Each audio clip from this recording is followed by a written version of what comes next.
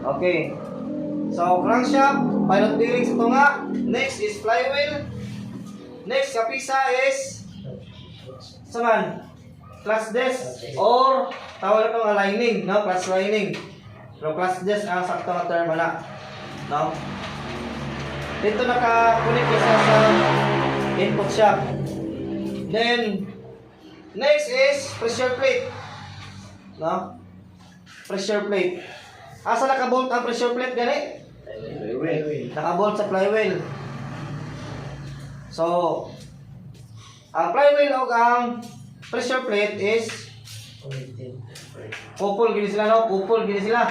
No, connected gini sila perme. Hindi gini sila dapat magbuwag, no? Same gini sila speed. Anak nila ang lining.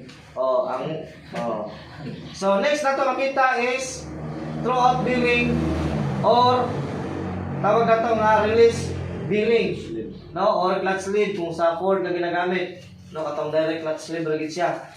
O ba, release bearing, no? So sa release bearing, mechanically operated siya through clutch fork, no? Kaya ang secondary ay naman sa gawas. So pagtulak sa clutch fork sa secondary, no?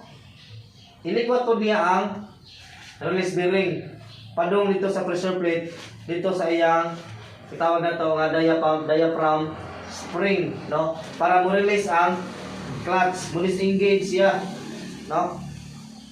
So next is bill housing na yun, no? Of course, bill housing mo ni siya ang housing sa clutch, which is dito naka attach tanan no ang mga ang sani uban parts, no, like release bearing, no, input shaft, clutch fork, no.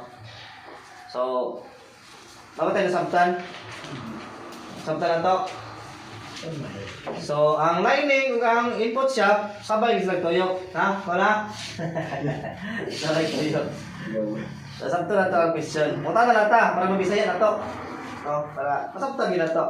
Atong anon tinambanon ba? Sige direta sa unsa man ni? Unsa next na to makita? Clutch disc. Clutch disc. O sa clutch disc natay gitawag nga saman. Friction ring, no, drive washer, facing, torsional coil spring. O, ano makita nyo nga spring? No? O niya, hub flange. Hub flange, no? Connected na siya sa kuan, dito na, i-spline ang input shaft. So, na po stop pin, no?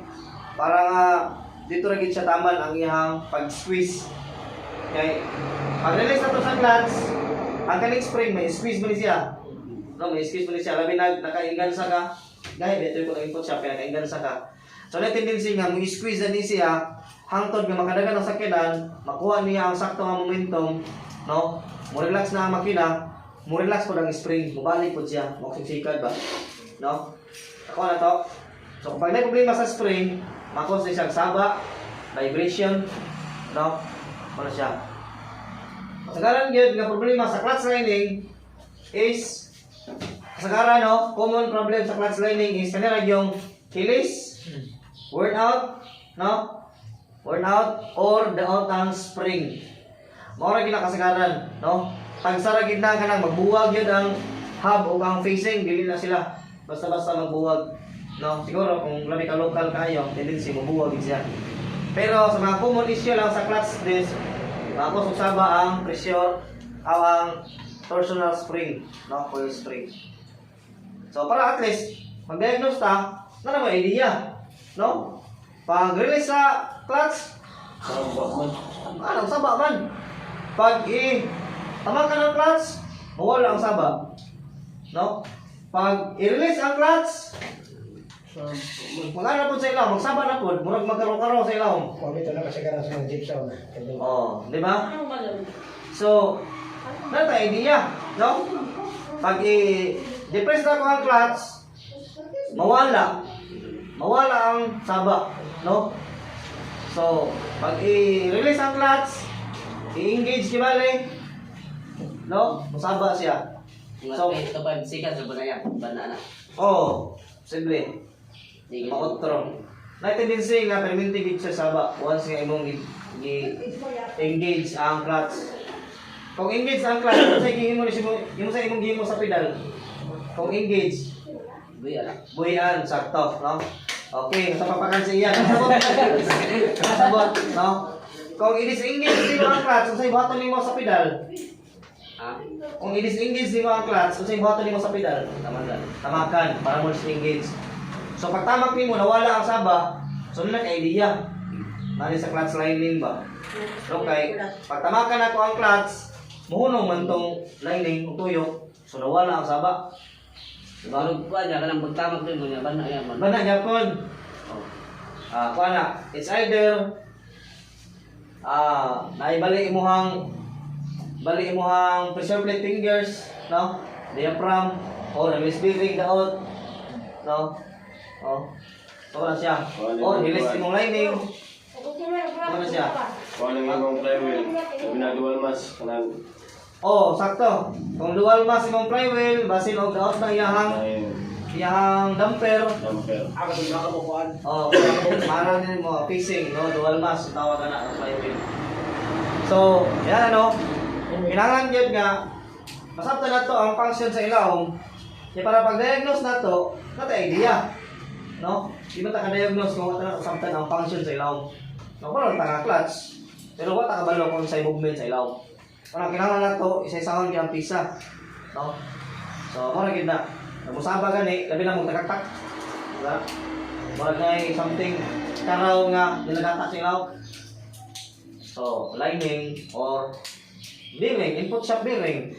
No? Simple po na. Bearing sa transmission. So, okay, ihapain yung kan. Score.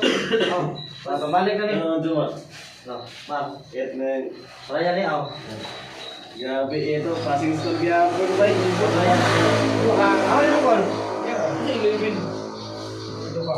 Wala Sige, ihapa. Ang pag sa Gilipin. Sa 11 nila. Isa pa lang. May kasay 13 be. Sa 11 niya. Isa may question sa grade. Nato kang duma, hindi ginawa mo. Between mission. Bira ba na yung padre na? Ibi na. Class assembly significant to engine transmission. Technician be class providing. Lugang lagi nimo. Iyan B na, iyan B. Lugang lagi nimo. C na. Sakto sila diha. Lugang lagi nimo. Uy. Eh, wala ni. Ang kumpiyansa, basig na ikaw na. Eh, wala ni. Pero na, ay gila. Kung magugot. Kasi na Tama ni. Agay, corrected by. Kaya saan ba ang nag-correct? Penense ya, penense. Fiber na. Sige. Give it 13 be. 12. 13. 11. 10. 9. 8. 8. 8. Say 8. Ito, Jumar!